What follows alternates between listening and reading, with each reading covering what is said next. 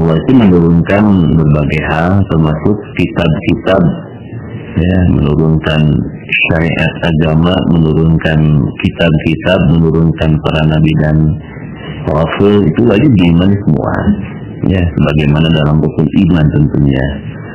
Nah, apapun yang diturunkan dalam hal ini, mulai dari kitab Zabur, Taurat, Injil sampai kitab Al-Quran, itu kita wajib meyakini bahwa semua itu adalah kitab-kitab Allah yang diturunkan melalui Rasulnya bagi hamba-hamba Allah sesuai dengan situasi kondisi pada zamannya, ya, situasi kondisi bangsa pada waktu itu.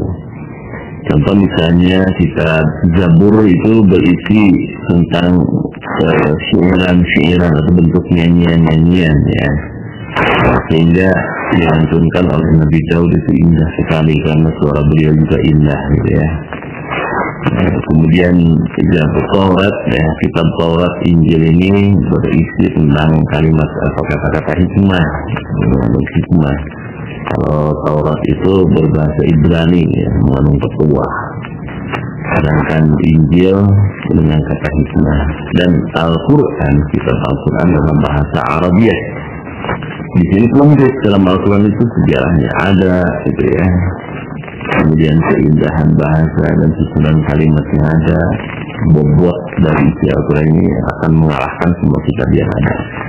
Sehingga dikatakan bahwa Al-Quran ini merupakan gabungan, isi Al-Quran ini gabungan dari seluruh kitab yang ada. Apabila kita membaca kitab suci Al-Quran, sama saja dengan membaca 4 kitab yang lainnya. Sebelum Islam tidak usah penasaran, yang baca Zabur, yang baca Taurat, sudah kita mengimani bahwa semua itu adalah kitab Allah yang diturunkan kepada Rasul-Rasulnya. Kitab Zabur kepada Nabi Daud, kitab Taurat kepada Nabi Musa, kitab Injil kepada Nabi Isa, sedangkan kitab Al-Quran kepada Nabi Muhammad SAW. Kita wajib mengimani semuanya, ya, dan tidak wajib membaca, begitu ya. Yang dianjurkan membaca adalah membaca Al-Quran. Dan insya Allah dengan membaca Al-Quran ini sama pahalanya dengan membaca seluruh kitab yang diturunkan Allah. Luar biasa, ya, isinya pun katanya dalam Al-Quran ini merangkum, meresumai semua isi-isi dari kitab-kitab sebelumnya. Jadi tidak usah penasaran lah itu, ya. Dan sampai saat ini sudah tidak ada sebetulnya kitab-kitab sebelum Al-Quran yang masih orisinil, karena kebanyakan itu sudah diubah-ubah oleh para pendetanya. Jadi dapat dikatakan sudah tidak ada yang asli lagi, baik Injil, Taurat, apalagi Zabur, sudah ribuan tahun yang lalu itu. Yang sebab itu kita yakin bahwa kitab Al-Quran ini adalah kitab yang memang dijaga oleh Allah Subhanahu Wa Taala, keasliannya, keorisinilannya. Jadi tidak usah meragukan sebagaimana keraguannya orang-orang kafir, orang-orang munafik. Nah, mereka meragukan tentang kebenaran Al-Quran, bahkan tidak sedikit mereka yang mengolok-olok Al-Quran, ya, kitab Allah, karena kekufuran mereka. Banyak ayat yang menyatakan hal tersebut, misalnya disebutkan dalam surah Al-Furqan, wa qala allazina kafaru in hadza illa ifkun iftarah wa anahu alaihi qaumun akharuna faqad ja'u zulman wa sura. Dan orang-orang kafir berkata Al-Quran ini tidak lain hanyalah kebohongan yang diada-adakan oleh Muhammad dan dia dibantu oleh kaum yang lainnya. Maka sesungguhnya mereka telah berbuat satu kezaliman dan dusta yang besar. Begitu orang kafir. Orang kafir ini menuduh bahwa Al-Quran ini hanya buatan atau karangan Nabi Muhammad, gitu ya. Padahal Nabi Muhammad pun kadang-kadang tidak paham apa yang diturunkan itu, bentuk wahyu itu kadang-kadang suara gemerincing lonceng, gitu ya.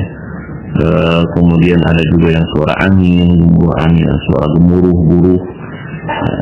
Itu awalnya Rasul tidak memahami apa ini, gitu. Tapi lama-lama dengan izin Allah beliau bisa memahami apa yang diturunkan wahyu tersebut, ya, berdasar berbagai jenis bentuk dari kadang-kadang ya. Nah, ini menunjukkan bahwa memang kalam Allah itu bukan kalam makhluk ya.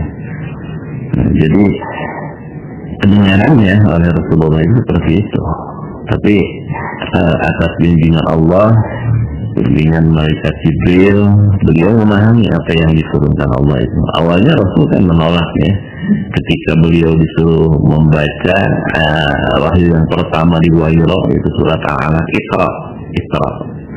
Rasul selalu mengatakan, mana di saya tidak bisa baca, apa yang harus saya baca, nggak bisa baca gitu ya. Nah, akhirnya dibantu oleh malaikat Jibril sehingga beliau memahami, maka beliau mengatakan Iqra bismillahirrahmanirrahim, dan seterusnya 5 ayat yang pertama. Nah, dan seterusnya seperti itu. Jadi kadang-kadang katanya ketika Rasulullah sedang menunggangi unta, datanglah turunlah wahyu, kemudian saking beratnya untuk menerima wahyu tersebut, maka unta tersebut sampai dari langit, atau datangkanlah kepada kami azab yang sangat pedih. Mereka itu tidak meyakini tentang kebenaran Al-Quran ini ya.